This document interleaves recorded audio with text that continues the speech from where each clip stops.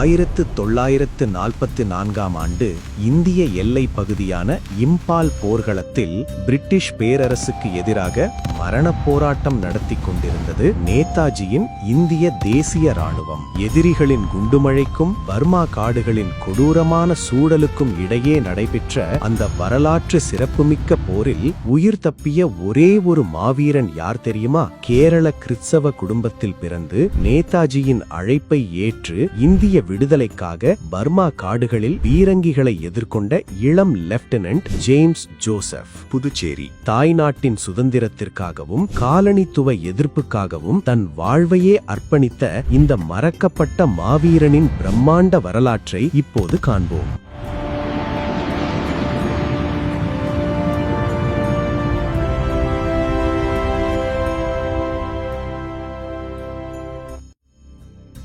ஆயிரத்தி 1922 ஆண்டு ஆகஸ்ட் 25 அன்று கேரளாவின் ஆலுவா பகுதியில் ஒரு பாரம்பரியமிக்க நசராணி கிறிஸ்தவ குடும்பத்தில் பிறந்தார் ஜேம்ஸ் ஜோசப். புதுச்சேரி. இவரது தந்தை PC ஜோசப் ஒரு காவல்துறை அதிகாரி ஆவார். குடும்பத்தோடு மலாயாவிற்கு இடம்பெயர்ந்த ஜேம்ஸ் சிறுவயதிலேயே கல்வியிலும் அறிவாற்றலிலும் சிறந்து விளங்கினார். 1941 தனது கல்வியை முடித்த வேளையில் இரண்டாம் உலகப் போரின் கொந்தளிப்பான சூழல் தென்கிழக்காசியாவை உலுக்கியது. 1943 தனது 20வது வயதில் சிங்கப்பூரில் நேதாஜி சுபாஷ் சந்திரபோஸின் காலனித்துவ எதிர்ப்பு உரையாடல்களால் ஈர்க்கப்பட்டார். இயேசு கிறிஸ்து கற்பித்த தியாக உணர்வோடும் தாய்நாட்டை விடுவிக்கும் பேரார்வத்தோடும் இந்திய தேசிய ராணுவத்தில் தன்னை இணைத்துக் கொண்டார். INAவில் சாதாரண தொண்டராக இணையாமல் தனது திறமையால் லெப்டினன்ட் பதவியை பெற்றார் ஜேம்ஸ். நேதாஜியின் புகழ்பெற்ற ஆசாத் பிரிகேட் பிரிவில் களமிறக்கப்பட்டார்.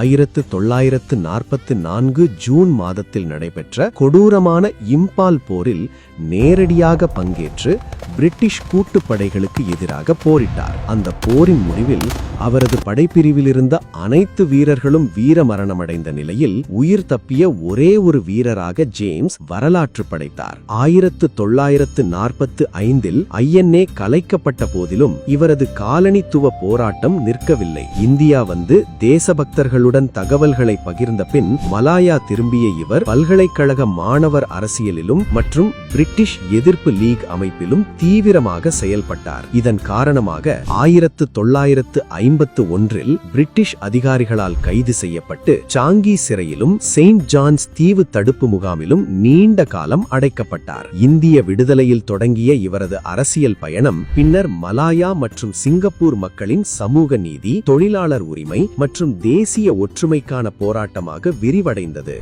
நேதாஜியின் படைவீரனாக பர்மா காடுகளில் ரத்தம் சிந்தி இந்திய விடுதலைக்காக இறுதி வரை பிரிட்டிஷ் காலனித்துவத்தை எதிர்த்து நின்ற இந்த மாபெரும் கிறிஸ்தவ தேசியவாதியின் தியாகத்தை போற்றுவோம். சுதந்திர தின சிறப்பு தொடரின் அடுத்த பதிவில் மற்றொரு சுதந்திர போராட்ட வீரரை பற்றி பார்ப்போம்.